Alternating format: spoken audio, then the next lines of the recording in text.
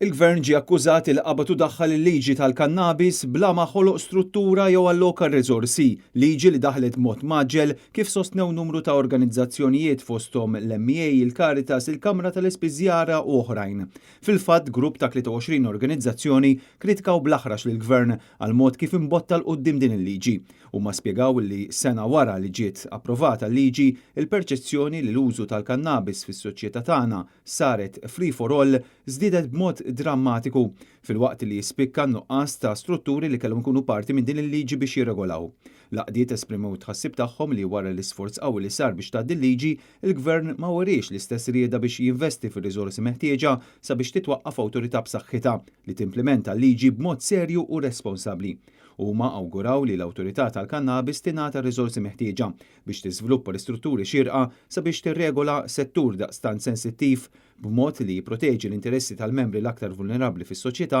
partikolarment it-tfal u żgħażagħ. Fl-istess waqt ħeġġew ukoll il-Gvern biex jisma' mis-soċjetà, partikolarment minn dawk l-għaqdiet li jaħdmu ta' kuljum mal-vittmi tal-effetti negattivi tal-użu ta' sustanzi, inkluż dak tal-kannabis. L-istqarrija ħarġet minn Caritas Malta, il-Malta Association of Psychiatry, il-Fondazzjoni Oasi, il-Maltese Association of Social Workers, il-Richmond Foundation, il-Kamra tal-Ispiżjara, l-MEA, is-Segretarjat tal-Edukazzjoni Kattolika, l-Anti-Poverty Forum, l-Assoċjazzjoni tal-Iskel tal-Knisja, l-Alleanza kontra l-Faqar, l-Independent Schools Association, il-GTA, Carvella Foundation, il-Gozo Business Chamber, Dar Osanna Pija, id-Dar ta' Providenza, Fondazzjoni Paulo Freire, il-Millennium Chapel, San Jan Antid, Dar Mer Babik, il-Kummissjoni Ġustizzja u Paċi u l-Fondazzjoni Sebħ.